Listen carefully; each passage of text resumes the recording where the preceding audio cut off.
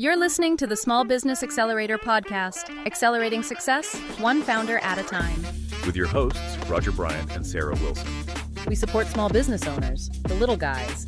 We're here to help you win in today's landscape.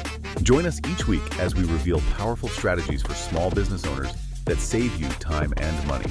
Because we believe every small business owner should have access to Fortune 500 style strategies without breaking the bank. Subscribe now on Spotify and Apple Podcasts to accelerate your small business success. Welcome back, deep divers. Today, we're ditching the guessing games and diving headfirst into data-driven decisions. Sounds intense. It is, but in a good way. We've got this awesome guide on data-driven decision-making and automation. Plus, some insights on a business automation course. Exactly. We're basically giving you the tools to turn data into your secret weapon, whether you're running a business or just trying to make smarter choices in your everyday life. Because let's face it, the world's moving fast, there's information overload everywhere you look, and gut feelings just don't cut it anymore. You're telling me. But before we get into the nitty-gritty of how W to use data effectively, I'm kind of curious about the history of it all. Oh, it's fascinating. I mean, think about how businesses used to make decisions centuries ago. Probably lots of guesswork. A lot. Intuition, experience, sometimes just plain luck. And that actually worked to some extent, right? To an extent, sure. Back then, things moved slower. There wasn't as much information to process. But then technology happened and everything changed. Big time. The guide actually traces this shift. Early businesses, their data was pretty basic. But what kind of data are we talking about? Simple stuff. Sales figures, inventory, nothing fancy. So no fancy algorithms or AI back then? Nope. More like late nights with calculators trying to make sense of the numbers. Not exactly the high-tech image we have today. But now, with all this technology, we can gather and analyze mountains of data in seconds. Which is amazing. But here's the catch. Does more data automatically mean better decisions? Good point. It's not just about having data, it's about what you do with it, right? Exactly. That's where data-driven decision-making, or DDDM, comes in. Okay, DDDM. Sounds kind of jargony, but I'm intrigued. Think of it like being a detective. You're gathering clues that's your data to solve a case, which is, making the right call. I like that. So it's a process, a way of thinking, not just a buzzword. Exactly. And the guide lays out a really practical framework for putting DDDM into action. Okay, break it down for me. What are the steps involved in this data detective work? First, you got to define your goals. What are you actually trying to achieve? Makes sense. You need a destination before you start gathering clues. Right. Then it's about understanding your data, choosing the right tools to analyze it. And something they emphasize is building a data-driven culture. Ooh, data-driven culture. That sounds intense. Is this just for big companies, or does it apply to us regular folks too? It totally applies to everyday life. Think about it. You're making decisions all the time, big and small. True. From career choices to, what to have for dinner. Exactly. Data can help you make smarter choices at every level. Okay, you've convinced me. Data is awesome, boot-UT. Let's be real for a sec. Data can also be super overwhelming. Absolutely. Analysis paralysis is a real thing. It is. You get so caught up in the numbers that you end up making no decision at all. The online course we have here seems to address that directly. It's all about taking a step-by-step approach so you don't get lost in the data weeds. So no more data dumps and good luck figuring it out on your own. Not at all. And they also emphasize picking the right tools for the job. Because sometimes a simple spreadsheet is all you need, right? Sometimes, yeah. It's about using technology that HELPS, not overwhelms. Speaking of tools, both sources mention automation a lot. Automation is key. But is it just a fancy word for making things easier with tech? It's more than that. It's about streamlining tasks, making them faster, more accurate, more consistent. Okay, so less busy work, more efficiency. Exactly. Imagine a system that approves routine expenses automatically, so you don't have to check each one manually. Ah, so I can finally delegate those tedious tasks. Sign me up. Maybe not a robot butler, but close. Close enough. But I'm guessing there are different types of automation. You got it. There's rules-based automation, which basically follows set guidelines. Okay, like if this, then that kind of thing. Exactly. And then there's data-driven automation, which uses real-time data to make choices. Ooh. That sounds way more advanced. Can you give me an example of how that would work in practice? Sure. Imagine those purchase requests again. A rules-based system might auto-approve anything under, say, $500. Okay, makes sense. But a data-driven system could factor in past purchases, vendor performance, even market trends to make a more nuanced decision. Wow, so it's like having an assistant who can actually think on its feet. In a way, yeah. But it's important to remember that human oversight is still crucial. We need to make sure the systems are working correctly, the data is accurate, and of course that ethical considerations are always taken into account. Right, we don't want the robots making all the decisions just yet. Not yet. But automation can free us from those tedious tasks, giving us more time and energy to focus on the things humans excel at: creativity, problem solving, big picture thinking. Now that's a future I can get behind. But before we get too carried away with all this data-powered utopia, shouldn't we talk about the potential downsides? What about security risks, data overload, job displacement, all that scary stuff? You're right to be cautious. There are definitely challenges that come with data-driven decision-making and automation. We'll dive into those in more detail later. But first, I think it would be helpful to look at some real-world examples of companies that are using data effectively. Ooh, case studies. I love a good real-world example. Well, both sources mention some big names. Procter & Gamble, for example, is using AI to optimize their manufacturing processes and predict market trends. Talk about efficiency. That's impressive. Any other examples? Well, think about Starbucks.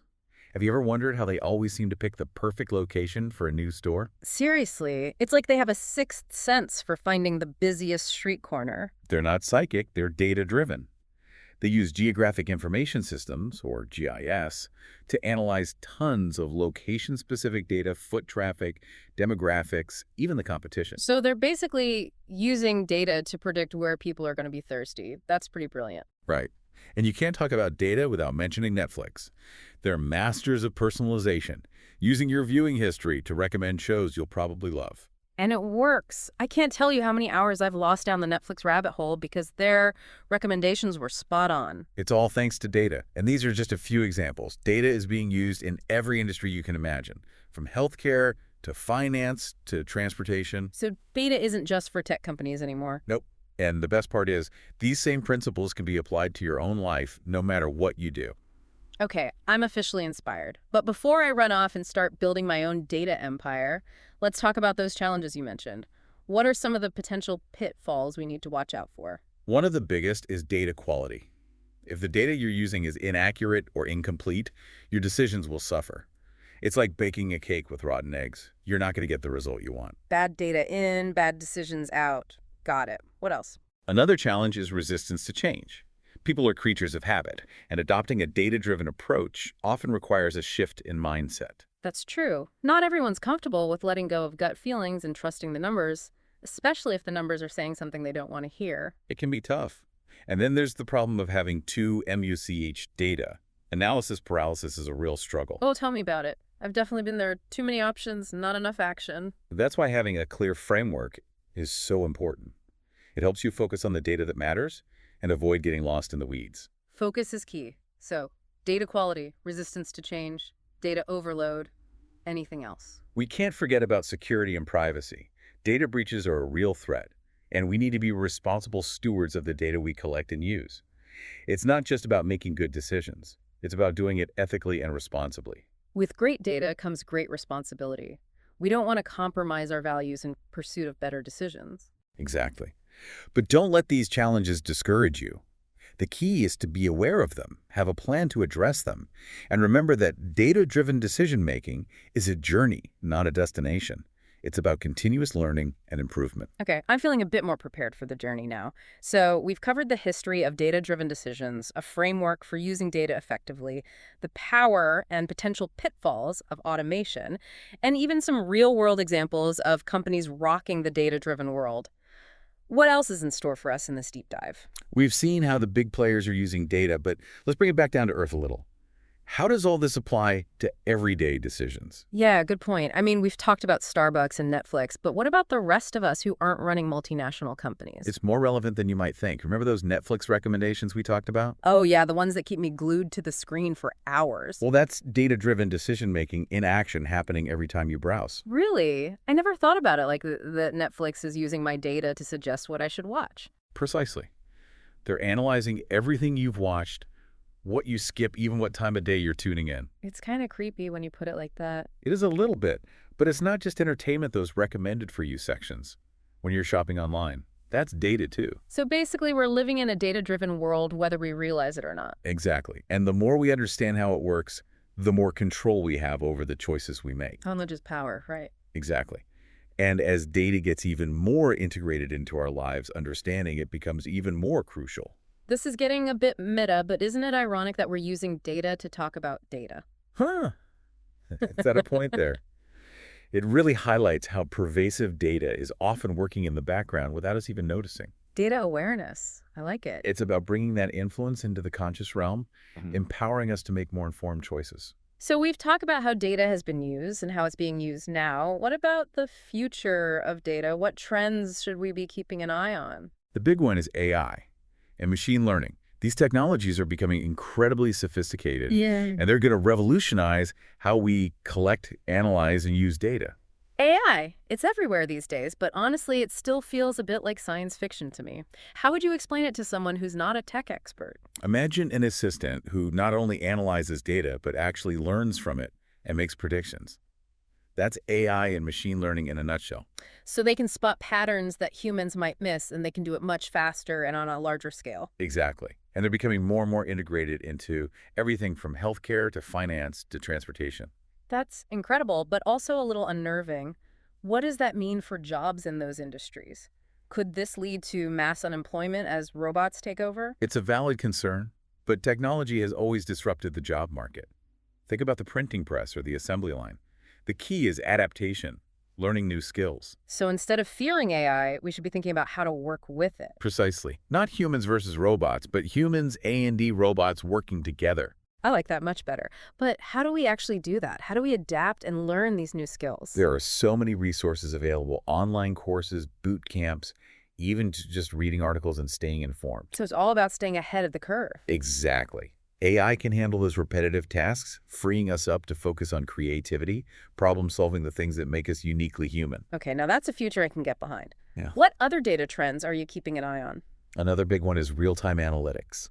As data becomes more accessible, we're going to move away from static reports and towards constant data streams analyzed in real time. So instead of looking back, we'll be able to see what's happening right now. Exactly. Imagine businesses responding instantly to market shifts, personalizing customer experiences on the fly, even preventing problems before they happen. That's next level stuff. Any other trends worth mentioning?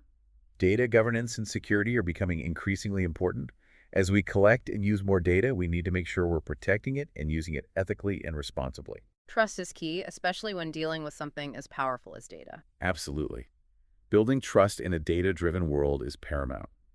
We've explored the past, present, and future of data-driven decisions, how it's used by big companies, and how it applies to our own lives, plus the exciting trends shaping the future.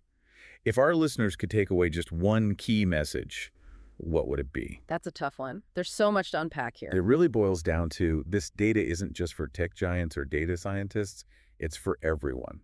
It's a tool that can help you make better choices, reach your goals, and live a more fulfilling life. And you don't need to be a math whiz to get started. I love that. Anyone can harness the power of data. Absolutely. It's about taking that first step, embracing curiosity, and remembering that data is your friend, not your enemy. Data, your friend, not your enemy. I love that. It's a great way to reframe how we think about data. But how can our listeners actually put these ideas into practice? Where do they start? One simple but powerful step is just paying attention to the data that's already around you. Look for patterns in your spending habits. Track your progress toward your goals. Even notice how your mood changes throughout the day. So it's about becoming more aware of the data that's already shaping our lives. Exactly. Once you see the data, you can start asking questions. Why am I spending so much on takeout? When am I most productive during the day? What activities truly bring me joy? Those are great questions, and I bet the answers could be pretty surprising. They often are. That's the beauty of data. It can help us see ourselves and the world in a whole new light. I'm feeling inspired, but what about those who feel overwhelmed by all this? Any tips for avoiding data overload? Remember that framework we discussed? Yeah. That's your roadmap. Define your objectives, figure out what data you need, and choose tools that help you analyze it without getting bogged down. So a plan and a step-by-step approach are key. No need to tackle everything at once. Precisely. And don't be afraid to ask for help. There are tons of resources available online, including courses like the one you provided, that can guide you through the process. That's good to know. So it's a gradual process, not an overnight transformation. Exactly. You can start small, learn as you go, and eventually become a data master. Data master. I like the sound of that. Yeah. But before we get too carried away with our data mastery, let's talk about that online course you mentioned. Does it live up to the hype? From what we've seen, it's pretty promising. It takes a very practical step-by-step approach, which is perfect for beginners. They break down those complex concepts into understandable language, and they offer tons of real-world examples. They even talk about monetizing automation skills, which is interesting. They do. It's not just about automating your own business, but also about potentially turning those skills into a side hustle or even a full-time career. So it's about efficiency, smarter working, new opportunities. I like where this is going. But is it really for everyone? What if you're not exactly tech savvy? That's something they address head-on. They claim that even if you're intimidated by technology, you can still learn to automate effectively. They really emphasize a user-friendly approach with simple tools and clear instructions. So they're taking the tech out of technology. Pretty much. There are a lot of online courses out there. What makes this one stand out? Their focus on choosing the right tools really caught my attention. There's so much software available these days, it can be totally overwhelming. They cut through the noise and recommend the most effective and cost-efficient options for different needs. So no more wasting time and money on tools that don't actually solve your problems. Exactly. And they also address data overload, something we've talked about quite a bit. They encourage starting small, automating one task at a time, and gradually building your skills and confidence. So it's all about taking a gradual approach, not trying to do everything at once. Exactly. And they seem to have a strong community aspect with forums and support groups so you can connect with other learners and get help if you get stuck. Learning is always more fun and effective when you're part of a community. I agree. Overall, it seems like a well-rounded course covering the essentials of automation, from the technical side to the mindset and strategies you need to succeed. Okay, you've convinced me. Where can our listeners learn more about this automation course? We'll include a link in the show notes so you can check it out for yourself. Perfect. We've covered a lot of ground today, from the history of data-driven decisions to the future of AI and automation. We've seen how data can help us solve problems, make better choices, and even create new opportunities. But the most important takeaway is that data isn't just for experts, it's for everyone. With a little curiosity and a willingness to learn, anyone can become data-powered. That's right. And it all starts with that first step. So what are you waiting for? It really does make you think, doesn't it? It does. Like, okay, data can help us make better decisions, but does that mean we just blindly follow the numbers? That's a great point. Data is a tool, not a crystal ball, right? Exactly. It can give us insights, point us in the right direction, but it doesn't have all the answers. And it definitely shouldn't replace our own judgment and intuition. So we still need to use our brains, think critically about the information we're seeing. Absolutely. Data can be incredibly powerful, but it's up to us to interpret it, to make choices that align with our values and goals. It's like data gives us the pieces of the puzzle, but we still have to put them together ourselves. I like that analogy. We need to be active participants in the decision-making process. Data informed, not data dictated. Exactly. But with so much data out there, it can be tough to know what to trust. Oh, tell me about it. It's like information overload on steroids. Right. That's where data literacy comes in. Okay, data literacy. What's that all about? It's about being able to critically evaluate data sources, to separate the good stuff from the noise. So it's not just about finding data, it's about being smart about the data we choose to use. Precisely. We need to ask questions like, where did this data come from? Who collected it? Are there any potential biases? It's like fact-checking, but for data. Exactly. And just like with any other type of information, it's always a good idea to get your data from reputable sources. If something seems too good to be true, it probably is. Probably. A healthy dose of skepticism is always a good thing, even in the world of data.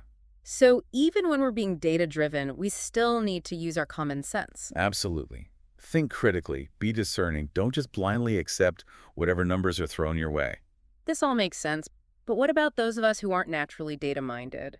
Is there hope for us to become more data literate? There's hope for everyone. Data literacy is a skill, and like any skill, it can be learned and developed. So no one's born a data whiz. Not necessarily. The good news is there are tons of resources available to help you on your data literacy journey. Like what kind of resources? Online courses, tutorials, books, even podcasts like this one. See, we're helpful. Exactly. There are also organizations that offer data literacy training and certifications. It's really about finding what works best for you and your learning style. So even if you're starting from scratch, you can become fluent in data. Absolutely. The most important thing is to take that first step, to be open to learning. And it sounds like the more people who become data literate, the better off we'll all be. That's a great point. Data literacy isn't just a personal benefit, it's something that can have a positive impact on society as a whole. So it's not just about making better decisions for ourselves, it's about using data to make the world a better place. Exactly. It's about empowering people, holding institutions accountable, creating a more just and equitable world. Wow, that's really inspiring. So data literacy isn't just about numbers and spreadsheets, it's about using data to make a real difference. It is, and that's what makes this field so exciting. It's about human potential, about using data to unlock possibilities for a better future. Data for good, I love that. It's a growing movement, and it's incredible to see data being used as a force for positive change. It's not just about business or personal gain, it's about using data to benefit everyone. Precisely. And I think that's a powerful message to leave our listeners with. Data is powerful, and it's up to us to use that power wisely and ethically. Well said. We've covered so much in this deep dive.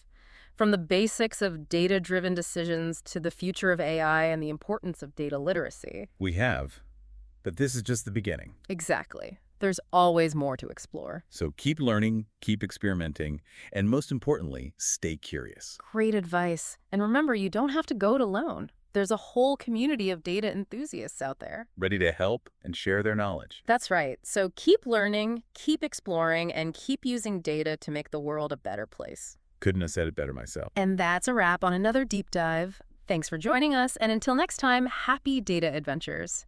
Thanks for tuning in to the Small Business Accelerator podcast. We really hope today's strategies help you grow your business without breaking the bank. Don't forget to check the show notes for links to resources we've handpicked for small business success. If you found value in today's episode, it would make our day if you subscribed to the podcast and left us a review. You can find us on Spotify, Apple Podcasts, or wherever you get your podcasts. And stay tuned for our next episode. Next time, we'll reveal yet another game-changing strategy that's revolutionizing how small businesses on a shoestring budget take on giant corporations and accelerate their success. Until then, keep accelerating your success. This is Sarah Wilson. And Roger Bryant, signing off.